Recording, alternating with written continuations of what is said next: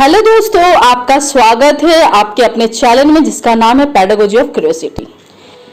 आपके लिए एक सबसे बड़ी खुशखबरी है। यदि आप लर्निंग डिजाइन से रिलेटेड कुछ भी सर्च कर रहे हैं यूट्यूब चैनल में, तो फ्रेंड्स आपको कहीं जाने की ज़रूरत नहीं है।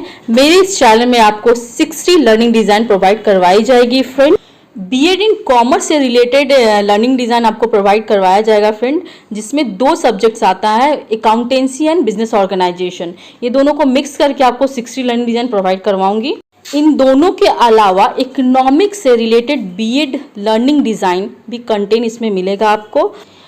अगर आप आर्ट्स और साइंस से रिलेट करते हैं फ्रेंड्स, तो इस लर्निंग डिज़ाइन को, ये लर्निंग डिज़ाइन भी आपको हेल्पफुल रहेगा फ्रेंड।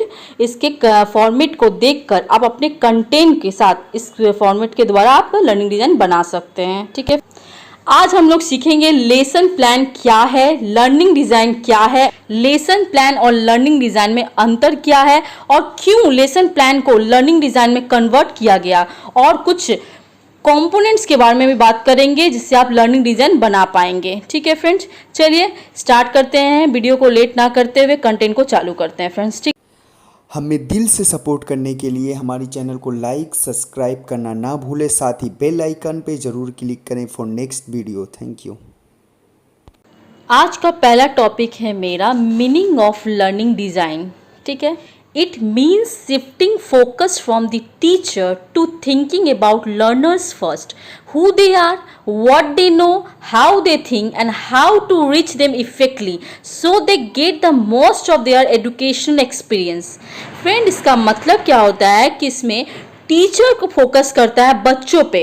ठीक है, पूरा फोकस बच्चों पे रहता है फ्रेंड, कि बच्चा who are they, बच्चा कौन है, What they know, बच्चा क्या जानता है, How they think, बच्चा कैसे सोचता है, How to reach them effectively, वो अपने सोच पर कैसे पहुंचता है। ठीक है फ्रेंड, तो so they get most of their educational experience, वो इसके द्वारा अपने एजुकेशनल एक्सपीरियंस को तक पहुंच पाता है।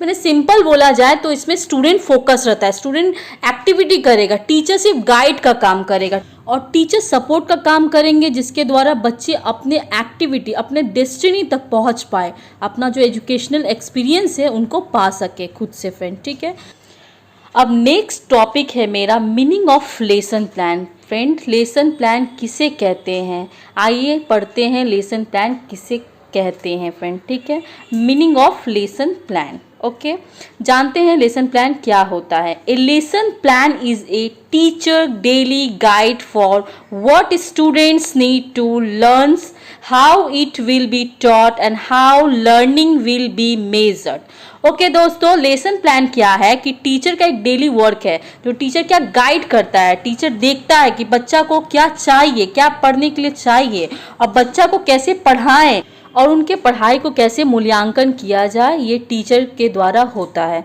और ये टीचर सेंटर होता है। ठीक है फ्रेंड, आइए दोस्तों नेक्स्ट टॉपिक स्टार्ट करते हैं, जो है कि difference between learning design and lesson plan. ठीक है, लर्निंग डिज़ाइन और लेसन प्लान में क्या अंतर है। लर्निंग डिज़ाइन का में अंतर बताते हैं, it is a based on student centre, और लेसन प्लान का अंतर में क्या लिखेंगे कि it is a based on teacher centre. ठीक है फ्रेंड्स, लर्निंग डिज़ाइन बोलता है कि इसमें स्टूडेंट सेंटर होगा, इसमें स्टूडेंट मिडिल का काम करेगा, टीचर गाइड का काम करेगा। ठीक है, और लेसन प्लान में क्या होता है फ्रेंड कि यहाँ टीचर सेंटर रहेगा, टीचर मिडिल का काम करेगा, स्टूडेंट बैठा रहेगा। इसीलिए फ्रेंड लेसन प्लान को कन्वर्ट करके लर्निंग डिज़ाइन किया गया, क्योंकि लेसन प्लान में आगे लेक्चर मेथड से पढ़ाया जाता था, जिसमें बच्चों का कोई एक्टिविटी नहीं रहता था, बच्चे सिर्फ सुनते थे और नोट्स तैयार करते थे। ठीक है, इससे क्या बच्चे सीख नहीं पाते थे, फील्ड वर्क को कर नहीं पाते थे, और फील्ड वर्क आप जितना बच्चों को करवाएंगे उतना उनका एक्सपीरियंस बढ़ेगा, एजुकेशनल एक्सपीरियंस उनका उतना ग्रो करेगा फ्रेंड। इसीलिए लर्निंग डिज़ाइन में कन्वर्ट किया गया। लर्निंग डिज़ाइन में इसीलिए स्टूडेंट सेंटर रखा गया, क्योंकि बच्चे खुद से अपना काम करें और इससे वो सीखें।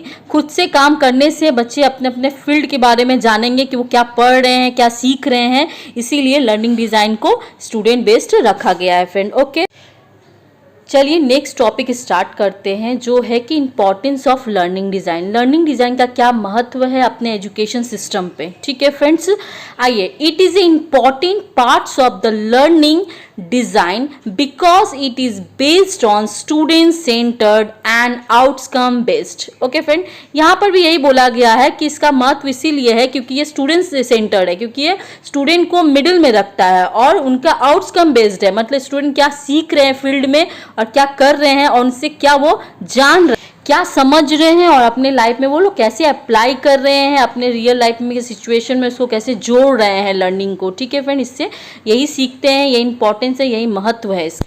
चलिए फ्रेंड, अब लास्ट टॉपिक के बारे में कुछ डिस्कस करते हैं, जो है कि components of learning design. Learning design में क्या क्या कंपोनेंट्स लगता है उनको बनाने के लिए. पहला है हमारा लर्निंग गोल्स. ठीक है फ्रेंड्स, इसमें हम लोग गोल डिसाइड करते हैं. सेकंड है मेरा analyse learner and content. Learner और कंटेंट को एनालाइज करना है इसमें. थर्ड है मेरा friend develop and select learning materials.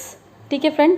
Fourth मेरा है लर्निंग स्ट्रेटजीज, जिसमें हम स्ट्रेटजीज के बारे में सोचते हैं कैसे पढ़ना है, कैसे पढ़ाना है. और फिफ्थ है डिज़ाइन फॉर इवोल्यूशंस.